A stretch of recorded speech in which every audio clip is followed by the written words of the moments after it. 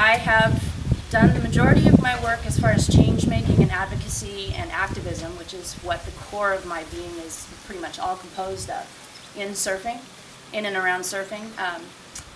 Gender equality issues, homophobia, intersectionality is a really big issue with me. That's increasing the diversity and the voices of surfing, which tends to be overwhelmingly white, overwhelmingly middle and upper class, and overwhelmingly Western. Although it has started to move into different areas, which really complicates the idea of doing social good through surfing, which is also something that is incredibly important to me and I've done a lot of work in over the last several years. What I've learned through surfing for social good in places that aren't American or aren't Western is that when you go into a community, you don't take your values as a Western kind of, privileged individual who gets to travel to these places. You don't walk in and dump them on the community. Strangely, that's what we actually got a chance to learn firsthand here. We consider ourselves, and I think should, highly privileged Carlsbad residents who got dumped on by a group who thought that they knew best for us. For the first time, we kind of felt, well, whoa, wait a minute here. How dare you come into my town, tell me what is going to be good for me, and not give me the voice to actually tell you what would be something that I would want.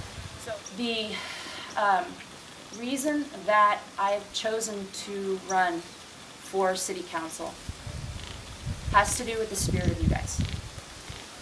One, what you created here, how diverse it was, how thrilling it was to be a part of a community of people here in my own backyard who pushed back in an impossible way and proved on a scale that nobody expected that money doesn't matter as much as heart.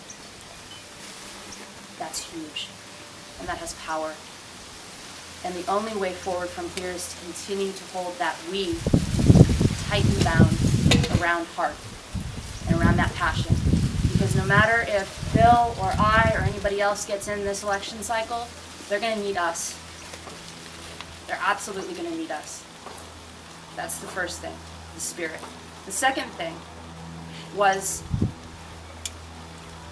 as an activist, I'm interested in change. I can identify the problems that are wrong, a lot of us can, but what does it take to make change? What does it take to change the policies that are dropped on us? What does it take to make change on in issues that have been around for thousands of years? What does it take? And as an advocate and an activist, I've been in a reactive mode for a large portion of my life. I've been waiting for people to do things, whether it's through media or policy, and then I go, hey, you know what, I don't like that. I'm gonna get out there, I'm gonna put up some signs, I'm gonna get really loud on social media, and I'm gonna say, I don't like this. I know there's a group of people who don't like this. Stop now.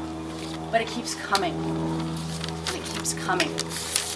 So what happened with us here, in Measure A, as soon as we started to really dig into, all right, let's spend some months really digging into this issue. What's in front of us? Then we got the Village Barrio Master Plan. Then we got all of the general plan amendments, not necessarily in that order. Then we got this, and then we got that. And the realization was, and the burden, and you all feel this still, the burden and the impact of that is, they're always going to be one step ahead. So how does an activist, and I've challenged myself with this, and I think we should all challenge ourselves with this too, how does an activist or somebody who cares about the community continue to be in reaction to the things that they care about long enough or sustainably enough to actually make a difference? People who are in power are inside behind closed doors, and all they have to do is just drop it, and then we have to race around trying to fight it. So what does an activist do? An activist says, I'm going to walk inside the places where they make policy, and I'm going to try to get ahead of the game. I'm going to try to see what it's like inside those doors. In fact, I'm going to make sure that the doors stay open on my way in, and I'm going to try to make change proactively. That's where I'm at now. I can't do it without you guys. So the vision moving forward, right? You know where I stand on No Measure A. I've made it very clear about the reasons why process is a big issue, and also the environmental impact and quality of life. And I'll be defining quality of life further moving forward because I think that it's starting to change for a lot of us. don't think it has quite the amount of emphasis on economics as it does about what it feels like to just be able to slow down, enjoy our families, not have to be stuck in traffic, and not have to constantly be fighting government to get that quality of life, right? We've got enough to do trying to keep our businesses alive, keep our children in school. We need people we can trust in government so that we can take that one off the table. But anyway, moving forward, one of the things that I took a look at as I started to really dig into, all right, Carlsbad. I've lived here for 10 years. I've lived in and around it for almost 30. What is Carlsbad all about from behind the scenes? What makes Carlsbad tick? We've got 5 major industries here. I'm sure you can guess which is number 1. Tourism and hospitality, right? So the other 4 are communications, Viasat, right? $1 billion business here. We've got action sports as an industry, which is something that I can spend all day talking about, with surfing.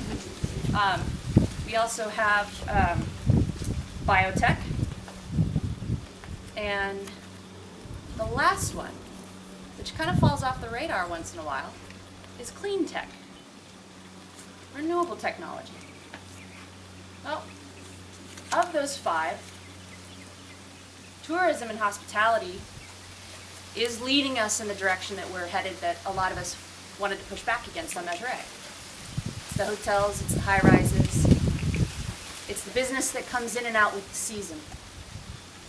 It's the people who come in and out who have no long-term investment in our city. But that's the number 1 industry that we're committed to, that our city council is committed to. But of the 5 industries that we have that are has the most growth potential, and this speaks to that element of Carlsbad that is really fiscally conservative. And we do a good job fiscally, and that's okay.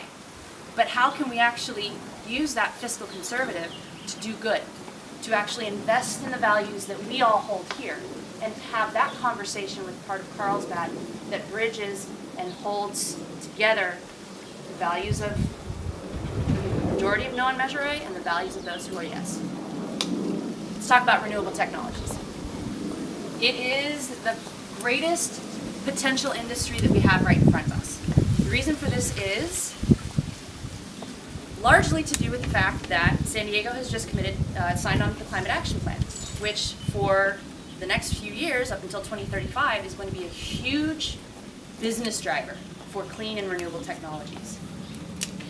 So in partnership with San Diego, Carlsbad could actually start to draw in more and more clean and renewable technology companies to become the regional center for clean and renewable tech business. We've got a good industrial center here. It's not an issue that's going to be horrible. It's business up and what we're contributing to the environment and the positive future of our children and the globe right there. The other thing that it does is it actually draws in the type of residents who we want. And what do I mean when I say that?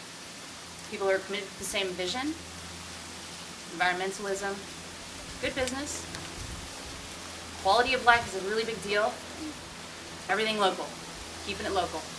People understand what it means to shop local. They understand what it means not to get in your car, drive away, create more greenhouse gases. They get it. That's the type of people we can draw in. What that will do is it'll actually help to further shape the direction of Carlsbad toward a vision that we can all very well understand, that we fought for, the type of quality of life that we fought really hard for the No on Measure A. This is an important conversation to talk about because it has that business element to it, and that has that business element to it that a lot of people are going to want to hear.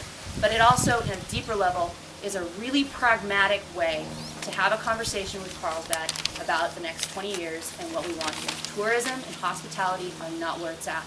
It doesn't mean we have to eliminate it completely. None of these have to go away completely. But what we invest in as a city moving forward and how we actually take that surplus and increase it in order to build even greater programs for the community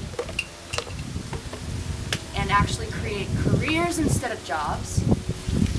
The average clean tech employee makes upward of $120,000. It's not small potatoes. That would stay here because of their ethics. A lot of these companies that are tourism hospitality oriented, where does the money go? They don't live here. Money goes out. Tourists come in seasonally, drop some money at places that may not, no, they're more tourist oriented places.